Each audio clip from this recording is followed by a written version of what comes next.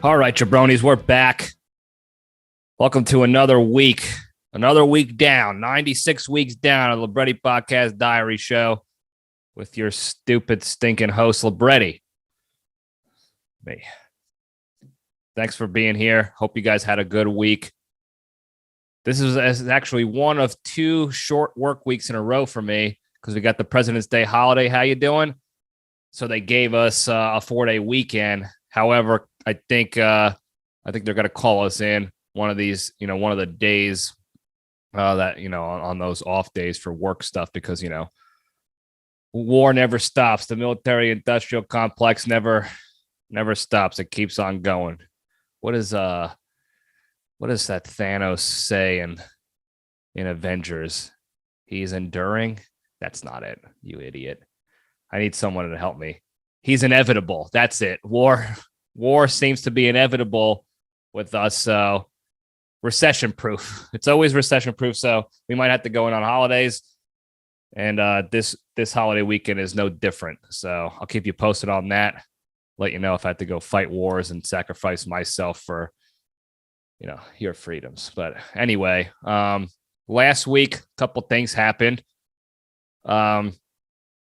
Little bit of a, what do you call it? Drama? I don't know. People have been calling it drama with Kanye and Kim Kardashian. That whole doo-doo-doo, or whatever you want to call it. Kanye seemed to have ramped it up the past week. Now, I'm a big Kanye fan. I think he's a lyrical genius. The guy is just, his creativity and his mind is always just ahead of where everybody else is. And that's a bit of a Joe Namath quote there, too, that only a few of you might realize. But Kanye's great. I'm pro Kanye. He's got a lot going on inside his noggin, some good, some bad, as we all do. But here's what I will say about this whole thing. I want to bring light to, because I think people are seeing the drama, the back and forth. He's acting crazy. This is Kanye acting crazy. He's losing his mind. Kim's got him going nuts. Pete Davidson with his giant hog is just doing sex with his ex-wife with the kids there. A lot of craziness going on. And people think it's Kanye just spiraling downhill and reacting poorly and emotionally like a psychopath. But here's the thing, folks. Here at the Junction, as you know, we think a little differently. We step outside the box. We try not to get caught up in the hustle and bustle of where the rest of the sheep are going. And we take that step back and really think about what's truly going on here. Now, as I'm sure all of you in the Junction know, but for you new listeners who are not privy to our critical analysis way of life here, what is going on in Kanye's life that may or may not trigger this seemingly psychotic, dramatic response to Kim K doing sex with Pete Davidson and his giant hot dog? Kanye's got a new album coming out. Donda 2. Donda 2. Losing it. Donda, you idiot. Donda 2's coming out. New album. Do you think maybe he's stirring the pot a little bit to get all eyes on Kanye ahead of his new album? Do you remember what he did the last album that came out right before it? Or the album before that? Or maybe the album before that? Or every single Kanye West album he's had? There are 2 times Kanye West seems to, quote unquote, go off his rocker where people think he goes off his meds. Oh, poor Kanye is off his meds again. The guy needs help. There are only 2 times that he ever does this. The anniversary of his mother's demise, her death. I said demise like she was a supervillain. Her death, her tragic, sad death. And every time he's got a new thing coming up, a new album, a new merger, a new product, shoes, when he buys the Gap, when he's putting albums out. That's it. It always aligns. Because just like every other time, it gets all eyes and all ears And all dick suckers on Kanye, thinking about Kanye, talking about Kanye, good or bad, it doesn't matter to him. All publicity is good publicity to the great and powerful lyrical genius. I almost said great one. I almost said that. I stepped back because I realized there's only one great one. It's great one. That's Nick Cage. We'll talk about him later.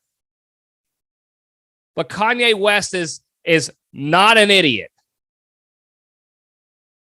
And I'm starting to wonder about the people who continually think that this guy's going off his rocker, he's off his meds, he needs a straight jacket every time this happens. How many more times does this have to happen before you realize that this is all part of his chess game, his match? He's playing 3D chess. You're sitting there playing thumb war by yourself. So everyone just calm down. He's not getting crazy. He's not going to hold his kid outside of a ledge like Michael Jackson did. He's just trying to sell records and wear gold-plated diapers.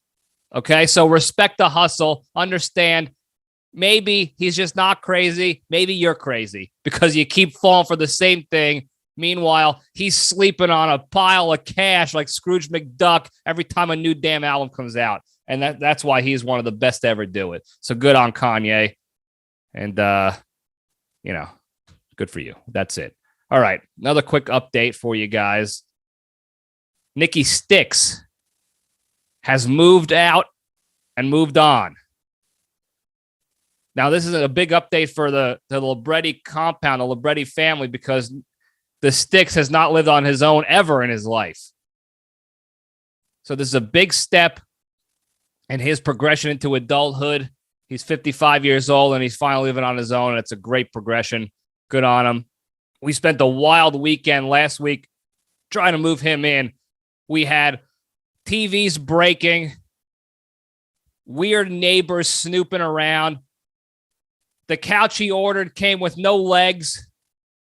And then while the guys, listen to this story, the guys were putting together the couch. It was a sectional that they had to piece together, and then it required some screwing and drilling and how you doings. And one of the guys drills a screw into his finger, right into the fatty part of the pointer sausage, right there. And he could barely speak English, so he's trying to communicate with us that he's got the screw in his finger, but he's kind of covering it. He's like, we have a problem here. We have a problem. And I was like, what's the problem, my friend? And he finally shows it. He's like, oh, we do have a problem. You got a screw in your finger. Halfway deep inside. So we got to take him to the kitchen. We got triage. Sixx gets into the kitchen to his medical facility. Meanwhile, we have no med kit available. There's boxes everywhere. That's all we got in the house is boxes. No med kit. We got packing tape and paper towels and Dawn dish soap. And we got to figure out how to get this thing out. And Nikki Sixx, God love him, he stepped up, figured out how to do it. We actually had to reverse drill the screw out of the finger. Because you can't just pull a screw out. It's got those, what are they called? Not bevels. The gription things that you screw in for gription. Whatever they're called. I'm not going to pretend to be a carpenter. I'm not a carpenter. I don't work at Home Depot. Leave that to the experts. But you had to unscrew it to get it out. Then, while he's taping himself up with paper towels and packaging tape, his pal, his wingman over there, has to go use the bathroom. Now, initially, I thought this guy's going to go throw up because he couldn't handle the heat there in combat with this guy's injury, and he's going to go fire off a puke real quick to, because he couldn't hack it. I get it. I've seen that happen a lot. You get in the fog of war and shit goes down and you don't know, don't realize you're not going to be able to handle it. So I thought initially he was going to go in the bathroom to do that. Come to find out, within seconds of him going in the bathroom, it sounded like he was bombing Hiroshima or Nagasaki in there. He wasn't throwing up at all. He was laying waste in the number 2 side of the house and just crushing it in there. Comes out 10 minutes later to finish the job. We got the injured guy, the Purple Heart recipient. They're trying to drill and screw and put together the couch and leave. 10 minutes into, after the dude gets out of the bathroom, we hear the water in the toilet go down. And you know what that means? That means this guy clogged the toilet and was just going to leave it there without saying a word. He dropped an absolute nuke in Styx's new toilet and was going to leave it there. And lucky for him, it went down of natural causes, and it didn't require any sort of plunging or any snaking or what have you. And this is all in a 20-minute span, mind you. We got screws and fingers, shits and toilets, couches with no legs, broken TVs, everything. Wild weekend. Couldn't happen to a better guy, though. So congratulations to Styx on the move. Actually, what he did, too, was he donated back the guest championship belt, which I have here. Got to figure out where we're gonna put it permanently, but we'll just put it on the desk here for now, and I'll figure out a spot to display it. And this will be sort of like now he's done his parading of the Stanley Cup, if you will, the championship, and now it's back up for grabs. And we're going to start figuring out some competitions for the next champion. We actually have to get guests on too. So got to get some guests on, got to do some competitions. We got to find the next winner of the belt. So thanks for that, Styx. Fun weekend. Good times. Another quick thing before we move on to the more important stuff. There's been a lot of shit being tossed towards 50 Cent for his Super Bowl performance. Or really his Super Bowl weight, if you will. Shows up in an awesome way, upside down, like the good old days, doing his thing, his 50 Cent thing. And people are dragging the poor bastard because it looks like he might have put on a few LBs. Now, you can argue a good amount of that weight is muscle mass that he put on because he was looking bigger in the muscular side of the house. His arms were looking pretty big. But some of them are saying, he got big in the gut, and they're dragging him. The people that are dragging him, mind you, are the same fat shit couch potatoes that are living in their mom's basement dungeon, sitting on mobile colostomy bags because they're too fat and lazy to get up and take shits on their own. And they're calling this guy fat. This guy got shot 9 times. He survived 9 gunshot wounds. You don't think it's a good idea he throws on a couple extra LBs for padding in case he gets a 10th in him?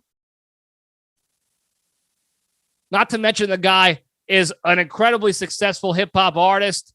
He owns Vitamin Water. Now he's trying to live high on the hog. He's trying to live the fat good life. So let him. And I get it. The haters are always going to hate. That's how it always is. But it's still just funny to me that the haters are one of the most hypocritical groups alive. There's nothing more ironic than a fat, lazy, uncoordinated, unathletic, unsuccessful person shitting and hating on somebody who's the exact opposite of them. Why don't you show them how it's done then, fatso? If you think you can do better than 50 cents. Let us know how to do it, oh wise one. Wise Chips. Do you remember Wise Chips? It was like a teal bag with the owl eye. Good chips. A little greasy, good chips. All right, let's just get into it. I'm done shit talking the shit talkers. I'm sure I'm not done, but I'm done for now, and we'll just step into the cage. Okay, let's run. All right, today's Into the Cage segment is proudly sponsored by Anthony Rigatoni's all-new album, Do Distractions. How many times have you found yourself in a public bathroom and you're too afraid to let it rip because of the embarrassing noises you'll make in front of people when you're trying to show that turd who's boss? Well, with the Do Distractions album, you can worry no more. Just pop in the cassette and with the soothing sounds of the custom new album, muffle your diarrhea bombs with ease. Pick from song distraction options that include people doing sex, dogs doing sex, and geriatrics doing sex.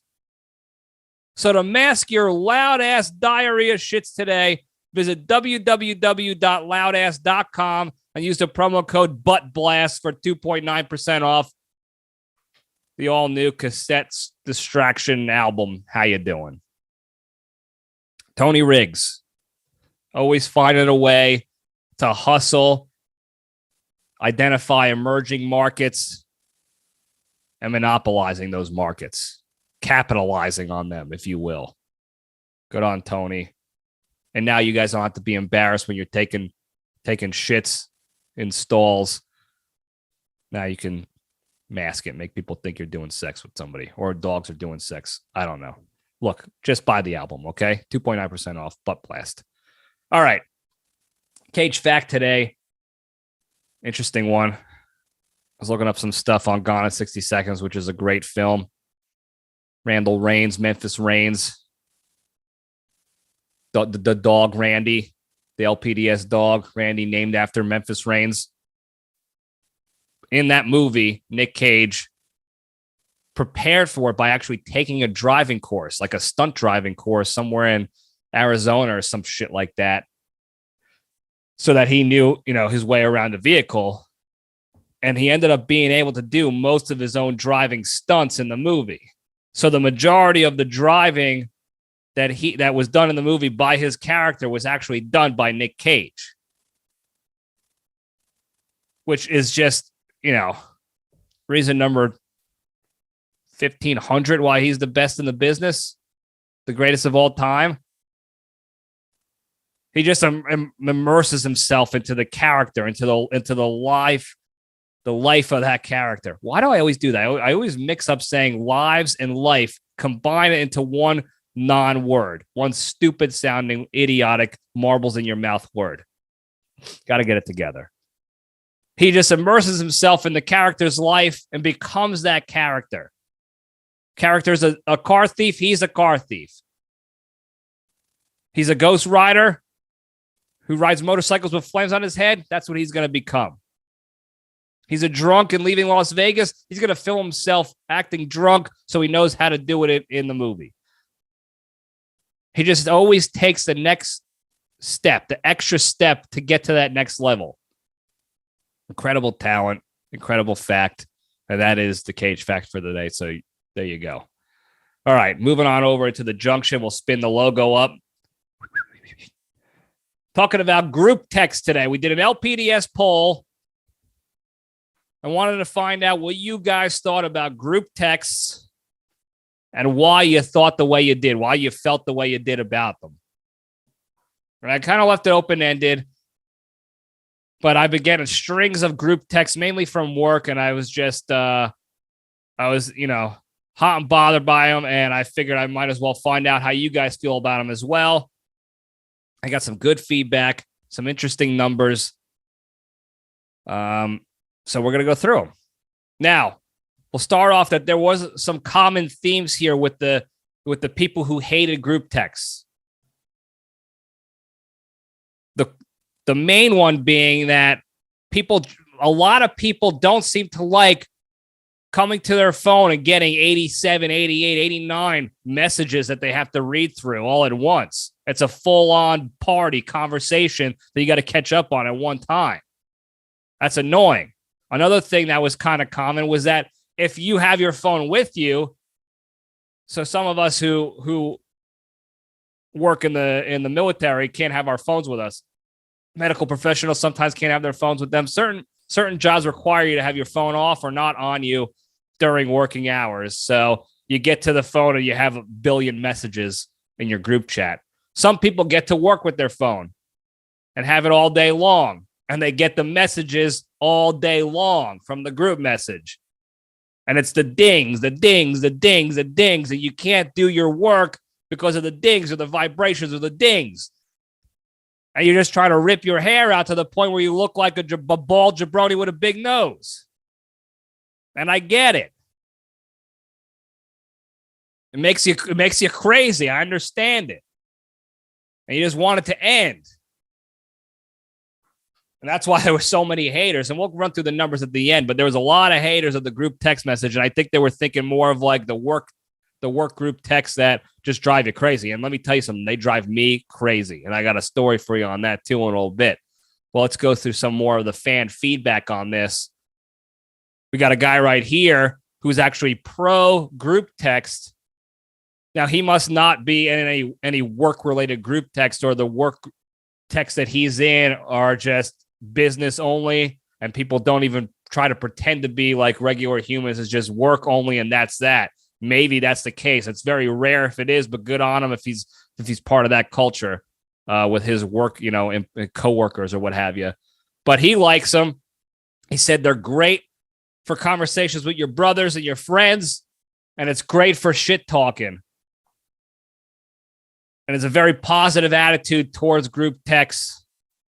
And this is a guy right here who looks like he'd be like a hard-bodied individual, likes to go to the gym. And just based on his response and his feedback, I'd say he's got a dad who likes to smoke heaters and tough talk, but really secretly likes, those girly, fruity, pink drinks when he goes out to restaurants. That's what this guy kind of seems like he's got in the father category. So God bless this guy for his feedback, and thank you for your time, good sir. We got another guy over here who I think he used to like group texts, but now he doesn't, sounds like. And he said, you're in a group text, and before you know it, you forget that you're in that group text, and then you send a dick pic one time by accident, and now all of a sudden you're out packing your desk and walking out of the office, fired, canned, no severance package, and you're a sex criminal now because of it. So this guy sounds like he made a fatal mistake in the text message game, which kind of goes into the common theme of group texts that I'll get into at the end here. But the situational awareness seemed to be low with this individual, and he sent out what I like to call a Doug Heffernan. If you remember in King of Queens, the show with Kevin James, there was an episode where they were at a wedding, and he took one of the disposable cameras on the table there and snapped a photo of his wiener, a tasteful dick pic, and he put a little top hat on the ween daddy and took the pic. And then later on in the episode, somebody found that pic, and there was a whole investigation for the dick investigation. So we call him here in the junction, the sending out a Heffernan. And this is what this guy did. And this guy seems like a sweet guy. Seems like he made a genuine mistake, and now he's suffering. Now he is on a list. They call that sex criminal list, a deviant list, if you will.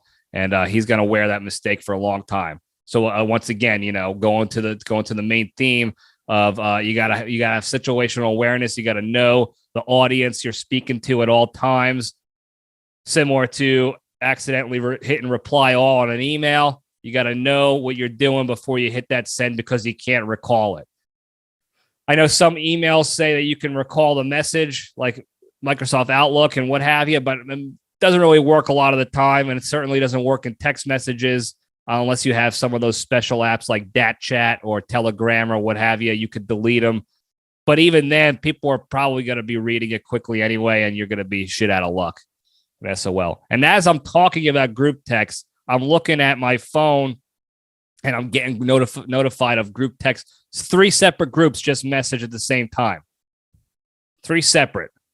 I don't know what I'm going to do with that. I'm probably just going to click on them so that the little notification bubble disappears from my phone, because I hate having those red numbers on there. And I probably won't even read it because I'm already 15 messages behind on this one group. I'm seeing the flashes on the phone camera in front of me here. Annoying. Okay. And just back to the common theme. Don't like it. For the haters out there, I'm with you on that one. Well, we'll just move on though. Okay, moving on. Got another gal here, unidentified woman, doesn't like them. And I agree with her for these. And this is mainly for the work group text messages. So for just work employees, coworkers, and your boss is in a group text. She said they're super fake. People always they try to be professional, but also be funny and stupid. and they're all kiss assy and annoying, and everything is just fake, and it's not fun to be a part of because it makes you uncomfortable, and then you got to go see these people in real life the next day, and it's just annoying. And I agree with her. There's enough kiss assing going around in this world to begin with, and now it's just going to spill over into your personal life with these after hours group texts. It's annoying. It's fake. And it speaks to another issue we've discussed in the past about people being fake and phonies and frauds and how we don't like that here. God damn it. I'm now 25 messages behind in this group chat. I am so fucked. Sorry, T. Family show. Not a family show. Tell your kid, don't listen to this one. But this lady right here, she makes a lot of good points. Unidentified woman. She's actually married to a cat. So she has no time to be dealing with the fakery, the fraudulence, and the garbage, kiss-assy, fake professionalism in a work group text conversation. She's always got to be constantly on her toes because when you're in the world of a date and a feline, you got to be ready all the time. Those things got 9 lives for a reason. They're quick and they're nimble, and you have no time for the fraudulence. So I get it. So I appreciate your feedback, ma'am. You got a heart of gold. All right, moving on. This gal right here, again, she's very optimistic. Seems like a glass half full kind of person. Maybe a little too optimistic, a little too ambitious. What's another word? I don't want to say naive, but it's just a lot of optimism and positivity in what she feels about this. She says when they're done right, they could be great. And for work messages, as long as it's just memes only that are being sent, like funny memes to lighten the mood, then it's good to go. Now, she's not wrong. This gal is not wrong in her assessment here and her feelings towards group messages. On paper, that makes a lot of sense. If it's done right, they could be fun. And if it's just memes or jokes, it can be funny and lighthearted and ease the tension, all in the hips. But in reality, okay, let's toss out the glass half full for a second and get back to reality here. That's not how it goes down. What goes down in the family or the friend side, most of the time it ends up being 1 or 2 people having a conversation back and forth with each other only, and you got 15 people on the sidelines just getting the ding-dongs and the dings and the dongs and the vibrations every time a new message comes in, and you're not involved at all, and you can't leave the damn group because some asshole doesn't have an iPhone, they got an Android, so there's no way you can leave the group amicably. You just got to put it on mute or delete it, and you can't call it out and say, please get me off this group, because then people are going to double down on the messages just to fuck with you. And around you go, and you spiral, and you get angry, and the next thing you know, you lose friends over it, all because of a stupid group message where only 2 people were talking. That's the reality of the friends message side of the house for the most part. And then a group text conversation where they're only sending memes, that's never happened in real life, ever. You go right back to the fakery and the fraudulence. Fake nice, stupid jokes, fake laughs. Everyone's trying to remain fake professional and nice because they don't want to say the wrong thing because their boss is in there. And if you get the boss mad, if you make a joke at their expense and they're insecure and their ego takes over, now they're going to let you have it at work. They're going to take it out on you. And you're going to be miserable again. And you're going to wonder why you decided that you thought it was a good idea to stay in this work group conversation and do anything more than just send a meme out. So in reality, this is a very optimistic viewpoint and feedback, and I appreciate it, but it's not how it is in the real world. In the world of combat texting, that's not how it goes down. And this girl she seems to be someone who probably works alone. So her group text messages are, with herself, memeing herself, sending jokes, being nice and happy and fun. And it probably works out for her. And I'm a little bit jealous that she has that good work environment and good coworkers there. Because sometimes people don't. Most of the time, people don't. And that's okay too. You don't have to like everyone you work with. But God damn it, if you bother me off hours with anything other than important mission-related things, we're going to have a problem. I don't want to talk to you outside of the business hours. Anyway, moving on. We got this guy over here. This guy is a sopping wet feline himself. And he's a little bit torn. I guess two of his 9 lives are torn between liking group messages and hating them. And it's for similar reasons that people gave before. When it's between your good friends and it's a smaller group, it's a really fun experience because you can shit talk endlessly. You can be ruthless with people, and you know that your brothers are going to be there to laugh about it and understand that they're not, it's not personal. You don't hate them. They're all jokes, and we can shit talk and be happy and merry together.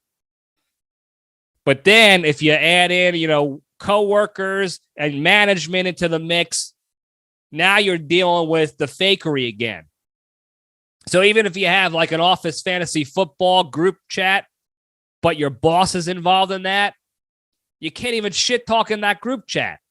And there's nothing better than if you have a fantasy team, if you're talking sports and you can shit talk each other. I remember back in college, we did fantasy baseball, I think, one year with our college baseball team.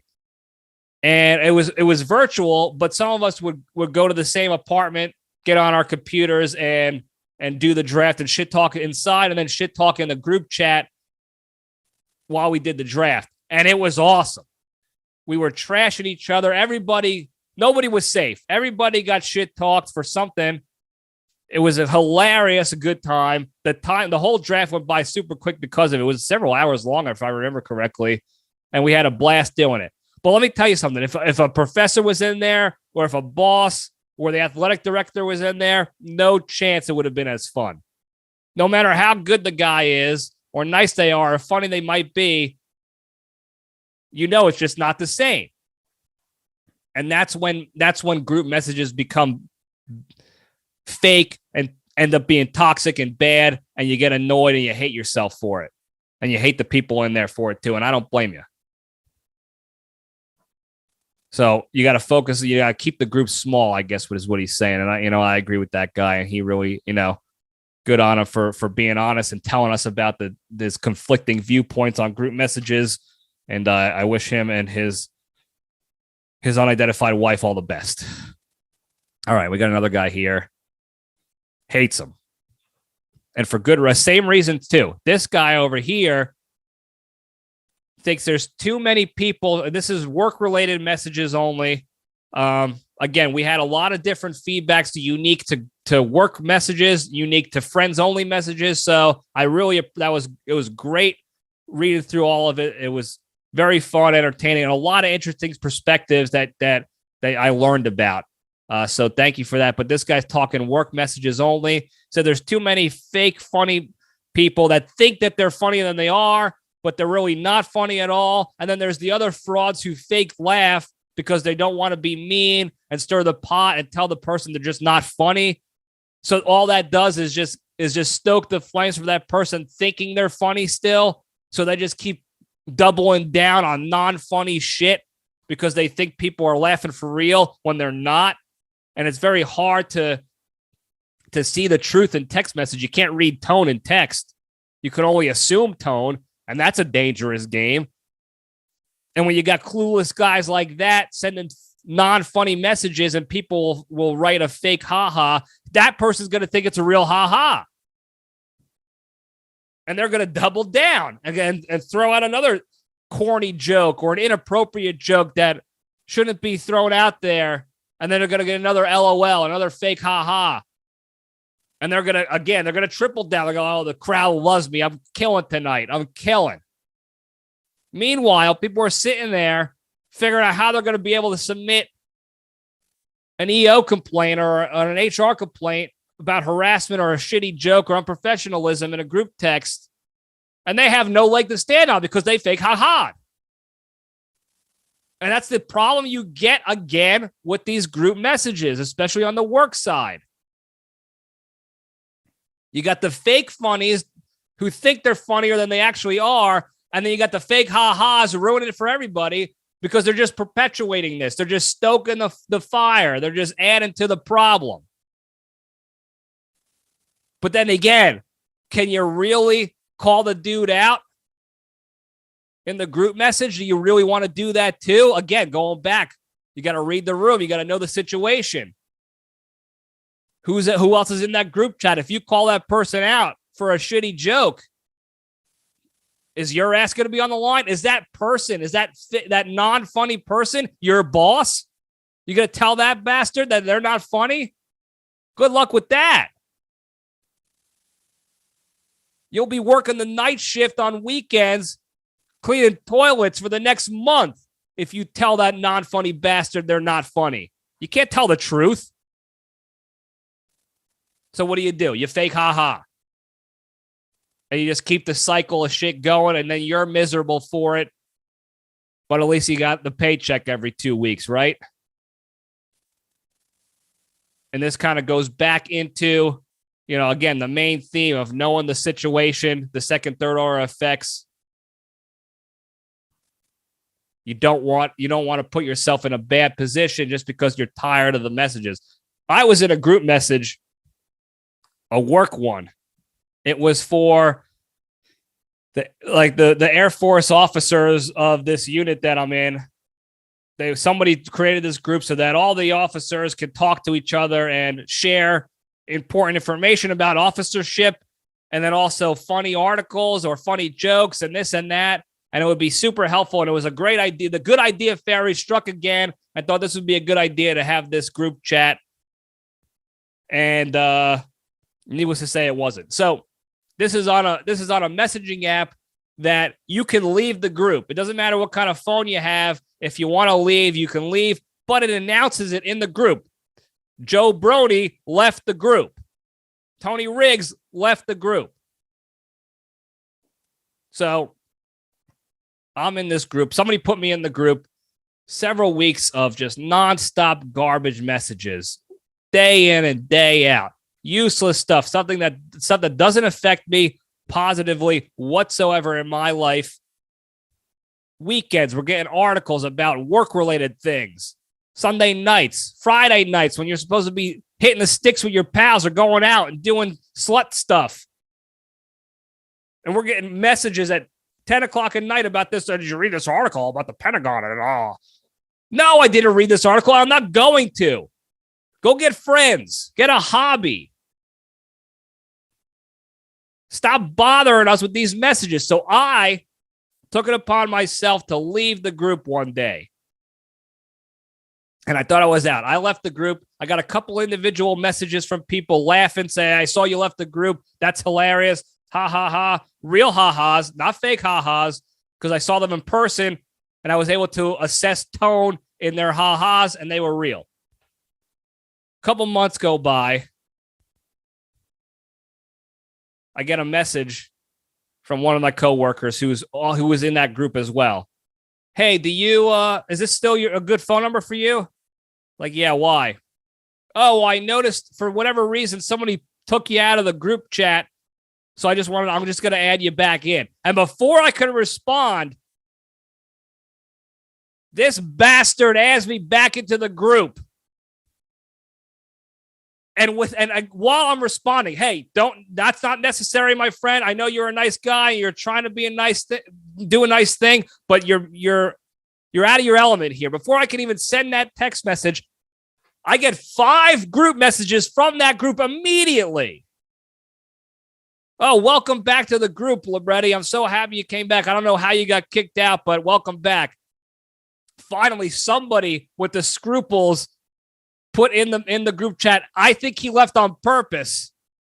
So this is awkward for whoever added him back in. And that guy was right. I backed him up, but I was like, yep, I sure as shit did leave on purpose. Love you guys. I'm not being a part of this. Took myself back out of the group. So let's see how much longer it is before I get back to that group message. I was though, professional and nice about it. I said, yes, this guy right here is speaking the truth. He is correct. I left this group. So long. I'm going to leave again. Take care. And in the words of the great Meals by Cooge, take care, brush your hair.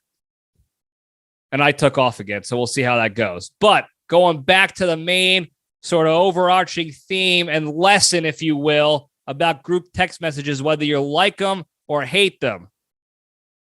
If you like them, make sure the inappropriate jokes and the memes and the shit talks are in the correct group of your friends and close confidants and brothers, so that you're not accidentally sending that to a group of coworkers where the vibe is a little different. The culture and the environment is certainly different with coworkers than it is with your friends. So have the situational awareness before you hit send, so you're not accidentally sending out heffernans to your boss. And then if you hate group messages, but you still have to be in them for work or whatever reason, people keep adding you in, make sure you maintain your composure. Again, assess the situation, think about the second, third order effects, critically analyze things before you send out an angry, unprofessional response about how shitty this stupid group is or how not funny your fat shit asshole boss might be, or how you don't want to make a soup for the damn potluck and you're so tired of people creating potlucks and then expecting you to bring food for the potluck. It wasn't my idea to have the potluck. Why do I have to be responsible to bring in a crock pot full of chicken noodle soup for your goddamn potluck? You bring it in. You want food at work for everybody? Make food at work for everybody. Don't make us make food at work for everybody. Potlucks are the stupidest idea. And the last thing I want to do on my weekend, on my off time, my personal time, is make food for people I don't even like. And then I got to sit there and eat it and pretend to be nice. Oh, yeah, your cornbread is delicious. Thanks for making it, Mac. No, I don't want to be part of the potluck. I don't want to be part of the group messages, but I'm not going to say it like that. Okay, and that's what you have to remember. Take the step back. Take the deep breath. No thanks, Nancy. I'm actually eating out that day. I got a meeting. I can't make the potluck. Have a good rest of your night. I'm signing off for the night. Maybe some sort of professional way of saying don't message anymore. Because again, I'm not trying to watch the Super Bowl and get 55 messages every time someone throws a pass or does a handoff or watches the halftime show. I'm watching it. I see what's happened. I don't need your fake, non-funny jokes to chime in with. Spend the time with your families. I'm trying to sit here with my dog and swipe and try to find my future Mrs. Libretti podcast diary show. I don't want to talk to people at work. I see you guys the majority of my life. Even if I like you, we're going to keep it at work. I see you the majority of my life. 5 days a week for 8 to 10 hours a day. It's you guys. I love you to death. Leave me alone on my personal time. But I'm going to say it professionally. I'm going to say it nicely. And that's what you guys have to do also. Maintain your composure. Assess the situation before you hit send. And that's all I got on the group text message conversation.